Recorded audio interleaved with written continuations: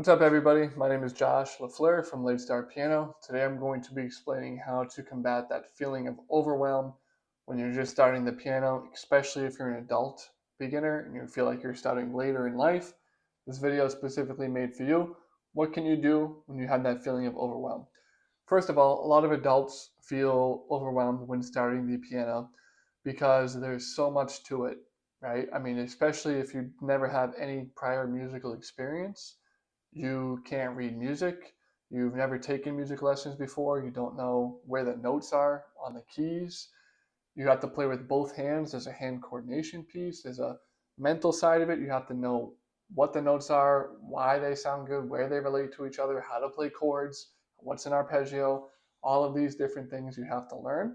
And it can be very daunting, especially as an adult, because chances are you have a lot of other things going on. You have kids, family, your community needs you, you work full time, right? All of these things can take time away from the piano, and it can just be it can be a stressful thing, even though it shouldn't be, because you want to be playing the piano, but it can be stressful because of all those reasons I just listed. So we're going to talk about how you can combat this feeling of overwhelmed and basically how to make piano actually fun and not stressful. So the first point I want to get into is understand that you play the piano because you wanted to.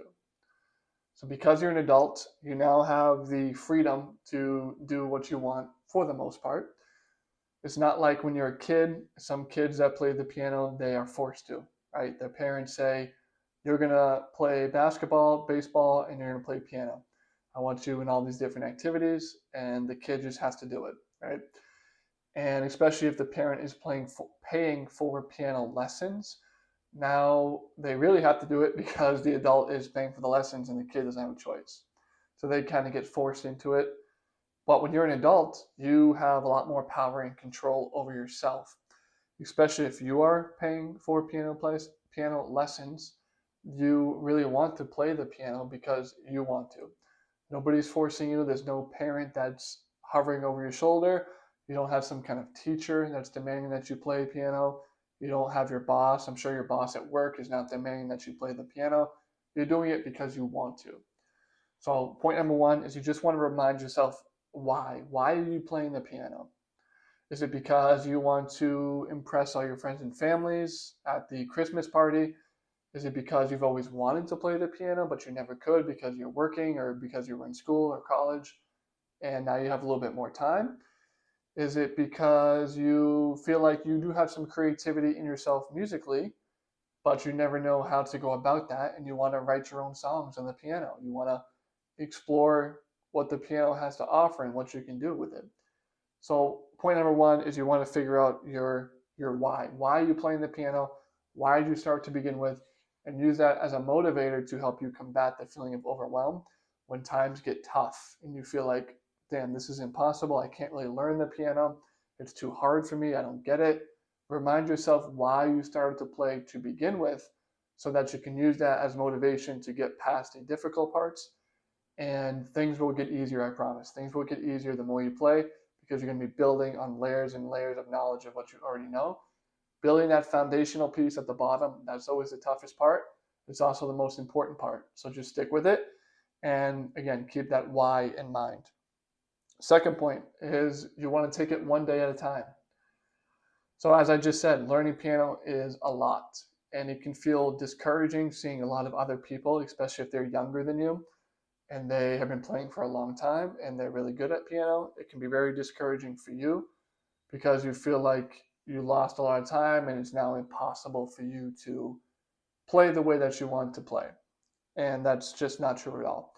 As long as you take it one day at a time, right? So set your practice schedule, set your practice routine, take it one day at a time. Within 1 year, it might sound like a lot right now if this is your day one, but within 1 year of playing, you're going to be a completely different player at the piano. You're going to have that confidence to actually call yourself a piano player. You're going to know songs by heart that you can just sit down and play immediately. You're going to know all the names of the notes. Hopefully, maybe you can read music by then as well. And things are just going to get a lot easier, like I said, from there. Once you get past the initial, let's say, 3 to 6 month phase, once you get past those 6 months, everything starts to get a little bit easier for you, okay? At least things start to get more complex, and it's more complex as far as the songs that you're playing, but they also sound a lot better, which can be another motivator as well. So just take it one day at a time. Make sure you're consistent in your practice schedule. You're doing what you're supposed to be doing. And within a year from now, within a month from now, 6 months from now, 3 years from now, you're going to be greatly improved, and you're going to be very happy that you stuck with it and that you did not let the overwhelm get to you. Point number 3 is you want to know what you're practicing before you get into the practice session. So another point of overwhelm people get is that they don't know what to practice, especially with your brand new, especially if you don't have a teacher who's kind of guiding you through what you should be doing, what you shouldn't be doing. It can be overwhelming just figuring out what to practice to begin with. You just sit down and you have no idea where to even start. So what you want to do to combat this feeling is you want to have what you plan on practicing, have it written down beforehand, okay? And I think you should literally write this down, either on pen and paper, in your iPhone, in the notes section, on the computer, somewhere written down what exactly it is that you're practicing. So first of all, come up with how long you can practice for. Say it's 30 minutes. You're going to practice for 30 minutes for 5 days a week. Okay, great. That'll work. Within the 30 minutes, within those 5-day schedules, write down what you're practicing. And the good part about this is it's probably not going to change too much, right? It's probably not going to change too much. You can have the first 5 minutes as some kind of warm up, some kind of technique builder. So just some examples, you can work on scales. If you don't know your 12 major scales, you can start with that.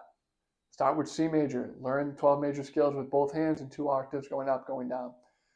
Once you get that, just go around the circle of fifths. Go to G major, go to D, A, and keep going around. After that first 5 minutes, you can use the next 20 minutes, because we're practicing for 30 minutes, so use the next 20 minutes to work on the song that you're working on. Whether it's out of some kind of method book that you have, whether it's some kind of sheet music you got online from a song that you want to play, use the next 20 minutes to work on that song and try to be able to play it the way you want to play it and the full song. So you might only get a measure or two done in one practice session if you're only practicing for 20 minutes, but that's okay. You're taking it one day at a time and you're practicing. Next 5 minutes, the last 5 minutes, do something fun. Okay, this is very important because you want to end on a high note. You want to end on a good note. You don't want to leave your practice sessions feeling defeated. So you don't want to end on something more technically, because if you can't do it, you're making mistakes, you're going to feel pretty defeated. So end on something fun. Either play a song that you already know. Maybe you want to improvise on the piano, make up your own thing like we talked about. Maybe you want to write a song in the last 5 minutes, maybe some kind of melody, something super simple. Whatever is fun to you. If you want to learn a song by ear, maybe you want to do some ear training. You want to see how much of that song you can play within 5 minutes. Do whatever is fun for you. Okay, if you want to keep going with the song that you're working on, do that as well. But end on something positive, end on a good note, okay? So that you are more inclined to stick with your practice schedule because you have that positive. The last thing you did was positive, so that last thought will carry over with you. It's like basketball players. If you've ever played basketball, you want to end on a make, right? It doesn't matter if you're practicing by yourself, if you're practicing in some kind of team environment, you don't leave the basketball court without making your last shot. You don't ever shoot a shot, miss it, and then leave. That's not how it works. You shoot the shot, you make it, and then you're okay to leave. This is kind of a similar concept. You want to end on a good note. You want to end on a make so that you have that positive mentality when you leave. And again, you want to make the schedule so that you're not wasting time. You're not sitting there trying to figure out what to do, because that's how you can start to feel overwhelmed. So get the schedule down so that you don't have to worry about what you're practicing. You're not wasting time trying to figure out what to practice. You know exactly what you want to do, and you're ready to do that right now. Fourth point, as I just said, kind of ran into that, but end with something fun, end on a positive note. We've already talked about that. So moving on. Last point is point number 5 is be proud of your progress. Look back from where you started and look where you are now, and just be proud of where you are. Even if you've only been playing for 1 week or 1 day, think about what you didn't know yesterday or what you could not play yesterday, and think about where you are today. Hopefully there's some kind of improvement. Even if it's just 1 note, you learned 1 note, you can play 1 note extra into the song that you're playing, that's improvement. Look at that. Don't be dissatisfied necessarily, but be proud of where you're at. Understand there's a lot more to go, but take a moment and just be proud of where you are today.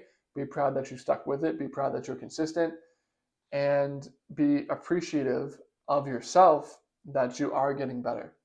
And that's important to recognize, because you don't want to be just working at something and you feel like you're not getting better. Nobody wants to do that, right? You don't want to be working for 30 minutes 5 days a week and you feel like you're not improving.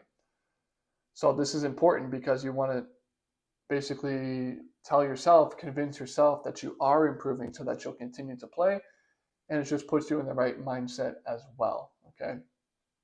So all of these things, what I just listed out, will help you combat overwhelm at the piano, guaranteed. Just to start off, again, have that why. Figure out why you decide to play the piano so you can use that as a motivator. Take it one day at a time. Understand playing the piano is a lifelong journey. Take it one day at a time. You will improve. Point number 3, know what you're working on in your practice sessions before you start practicing, so you're not trying to figure out what to practice. You can immediately dive in. Point number 4 is end on that good note, end with something fun, improvising, writing your own song, doing some ear training. Keep working on the song that you are working on, whatever it is, do something fun. And point number 5, be proud of the progress that you've made up to this point. No matter how big or how small that progress is still progress. So always keep that in mind.